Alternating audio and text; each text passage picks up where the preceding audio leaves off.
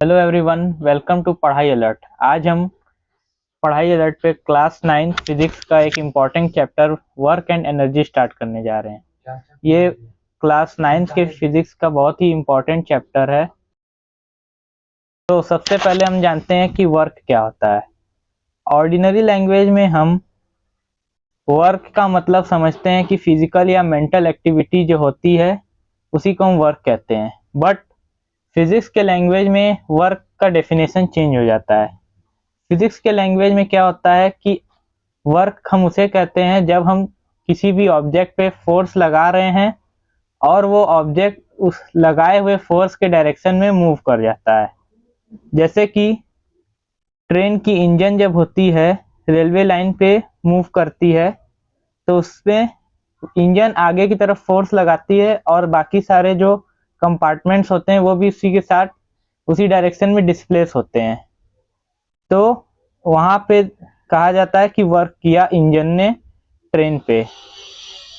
इसी तरह हॉर्स जब किसी कार्ट को पुल करता है तो वो कार्ट पे वर्क डन करता है क्योंकि वो फोर्स लगाता है और कार्ट उसके लगाए हुए फोर्स के डायरेक्शन में मूव कर जाता है।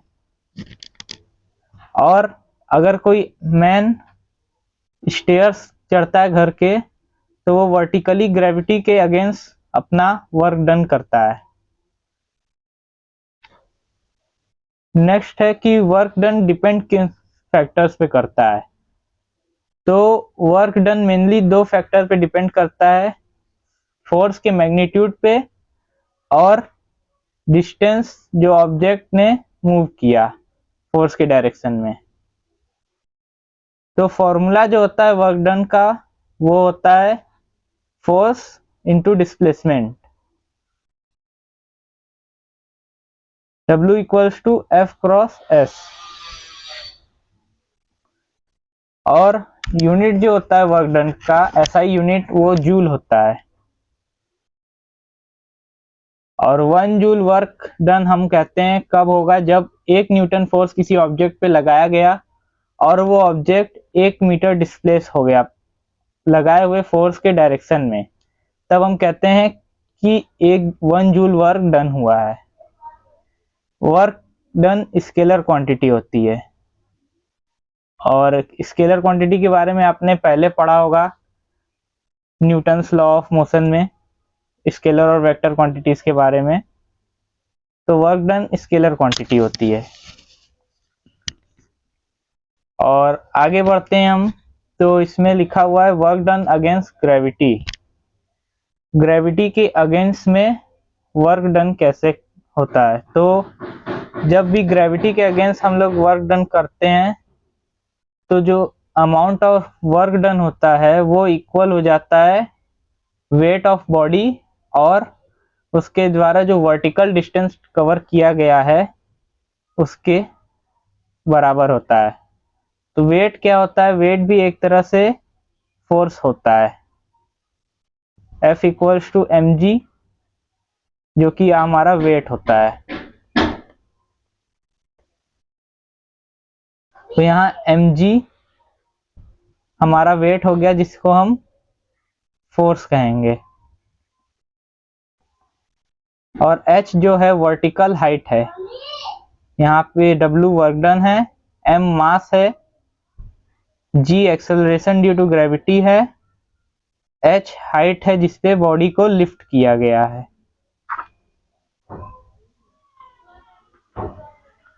अब आगे बात करते हैं work done by force acting obliquely. जैसा कि आप ये फिगर देख रहे हैं, यहाँ पे जो बॉडी है उसका इनिशियल पोजीशन ये है और यहाँ से इस पे एक फोर्स लगाया गया है जो कि ऑब्लिकली है, ना ऊपर की तरफ है और ना हॉरिजॉन्टली है। ये एक एंगल पे लग रहा है, किसी थीटा एंगल पे लग रहा है। तो ऐसे केस में हम लोग का जो वर्क डन रहेगा वो डायरेक्टली अगर हम F इंटू एस करके निकालेंगे तो वो गलत आ जाएगा हम लोग का। हम लोग को इस केस के लिए थोड़ा मॉडिफाई फॉर्मूला यूज करना पड़ता है। तो इसमें क्या होता है कि जब ये थीटा एंगल पे फोर्स लगा रहे हैं तो फोर्स के कंपोनेंट्स ब्रेक होते हैं, एफ कॉस थीटा और एफ साइन थीटा। तो ये ऑब्जेक्ट अगर इस तरफ मूव कर रहा है हॉरिजॉन्टली, बट इस पे फोर्स जो लग रहा है वो आपका थीटा एंगल पे लग रहा है, तो जो वर्टिक हॉरिजॉन्टल कंपोनेंट होगा फोर्स का एफ कॉस थीटा जिसे कहेंगे हम, दो कंपोनेंट्स में से ब्रेक किया जाता है। इस तरफ आता है एफ साइन थीटा और इस तरफ एफ कॉस थीटा। तो हॉरिजॉन्टल वाला कंपोनेंट लेंगे क्योंकि ऑब्जेक्ट हमारा हॉरिजॉन्टली मूव कर रहा है यहाँ पे, तो यहाँ हम F cos theta into S करेंगे, तब हमारा आंसर आएगा। एफ जहाँ पे क्या है, फोर्स अप्लाइड, जो फोर्स टोटल हम लोग लगा रहे हैं। थीटा क्या है, एंगल है फोर्स, डायरेक्शन ऑफ फोर्स और डायरेक्शन ऑफ मोशन के बीच का। और एस एज यूजुअल डिस्प्लेसमेंट है यहाँ पे। तो ऐसे का एग्जांपल जैसे आप देख सकते हैं कि जो बच्चों का टॉय कार होता है जिसमें वो स्ट्रिंग बांध के चलाते हैं, तो वो स्ट्रिंग को एक एंगल पे खींचते हैं लेकिन वो आगे की तरफ मूव करता है, ऐसा नहीं होता कि वो एंगल पे चला जाता है। तो ये एक एग्जांपल है इसका ऑब्लिकली का। अब राइट एंगल में फोर्स कैसे वर्क डन करता है, तो force acting on right angle में हमारा जो थीटा होगा, जो लास्ट हम लोग ये फॉर्मूला पढ़े, W equals to F cos theta into S, तो जो इस थीटा होगा इसके लिए 90 डिग्री हो जाता है हमारा। तो आगे आप क्लास 10 में पढ़ेंगे जब ट्रिग्नोमेट्री, तो उसमें आपको बताया जाएगा कि cos 90 डिग्री का वैल्यू 0 होता है। तो cos 90 डिग्री 0 होता है, तो वर्क का फॉर्मूला तो हम पढ़े हैं F equals to F cos theta into S, W equals to, but यहाँ पे जब हम cos थीटा की वैल्यू 90 रखेंगे तो cos 90 हमारा 0 हो जाएगा, और जब cos 90 0 हो जाएगा तो 0 इंटू समथिंग 0 की वजह से यहाँ पे वर्क डन 0 हो जाएगा। तो इसका मतलब कि अगर हम किसी भी ऑब्जेक्ट को 90 डिग्री पे लिफ्ट करके हॉरिजॉन्टल वर्क करते हैं तो वहां पे हमारा जो वर्क डन होता है वो 0 होता है। जैसे कि ये पेन है, तो इस पेन पे नीचे की तरफ mg लग रहा है, ग्रेविटेशनल फोर्स, बट इसका मोशन अगर हम ऐसे करा रहे हैं तो ग्रेविटी के रिस्पेक्ट में इसका वर्क डन 0 है, क्योंकि ग्रेविटी का फोर्स नीचे लग रहा है और जो डिस्प्लेसमेंट है इस डायरेक्शन में हो रहा है। तो इन दोनों के बीच जो एंगल बन रहा है वो 90 डिग्री बन रहा है, जिसकी वजह से वर्क डन 0 हो जा रहा है। और इसके और भी एग्जांपल हैं, जैसे कि आप रेलवे स्टेशन या बस स्टॉप्स पे देखे होंगे, कूली जो होते हैं वो आपका सामान लेके जाते हैं, तो वो भी हॉरिजॉन्टली आपका उठाते हैं। mg उस समय भी नीचे लगता है लेकिन उनका मूवमेंट आगे की तरफ होता है, तो ग्रेविटी के रिस्पेक्ट में उनका वर्क डन 0 होता है। यहाँ पे एग्जांपल लिखा हुआ है इसका।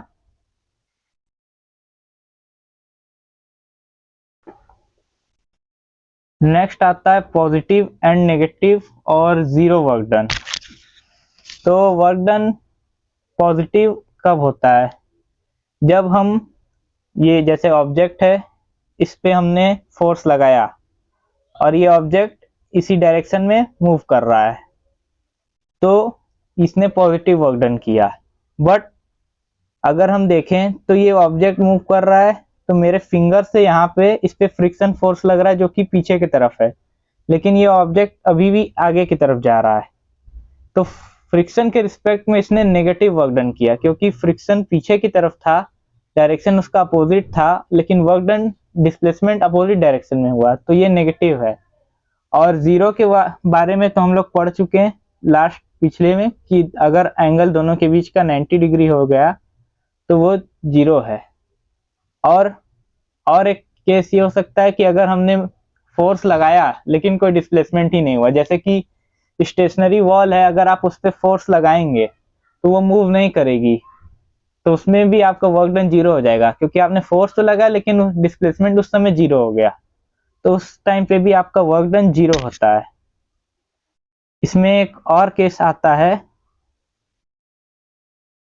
जो कि हमारा होता है सर्कुलर पाथ का। अगर कोई ऑब्जेक्ट सर्कुलर पाथ में भी मूव कर रहा है तो उसका वर्क डन 0 होगा। कैसे? क्योंकि इसमें जो फोर्स लगेगा किसी भी ऑब्जेक्ट को, अगर सर्कुलर पाथ में मूव करता है तो उस पर सेंट्रीपिटल फोर्स लगता है, तो वो हमेशा सेंटर के डायरेक्शन में रहेगा। बट उसका जो आप ऑब्जेक्ट का डायरेक्शन, मूवमेंट का डायरेक्शन निकालेंगे तो वो टेंजेंशियल टेंजेंट के द्वारा निकाला जाता है, और टेंजेंट हमेशा 90 डिग्री पे होता है रेडियस से, और आपका फोर्स जो है सेंटर की तरफ लगेगा, मतलब रेडियस के डायरेक्शन में ही लगेगा। तो यहाँ पे भी आपका थीटा 90 डिग्री आ जाता है, जिसके वजह से एफ कॉस थीटा 0 हो जाता है 90 डिग्री आने की वजह से। तो इस वजह से आपका वर्क डन फिर से 0 आ जाता है। तो सर्कुलर मोशन का भी वर्क डन आपका 0 होता है। यहाँ फर्स्ट लेक्चर में हमने आपको वर्क के बारे में बताया। नेक्स्ट हम एनर्जी के बारे में पढ़ेंगे और उसके टाइप्स, जैसे काइनेटिक एनर्जी और पोटेंशियल एनर्जी, इन सब के बारे में पढ़ेंगे। तो नेक्स्ट लेक्चर में आपसे मिलते हैं। अगर आपको वीडियो अच्छा लगा हो तो लाइक कर दें और हमारे चैनल पढ़ाई अलर्ट को सब्सक्राइब करके बेल आइकन प्रेस कर दें।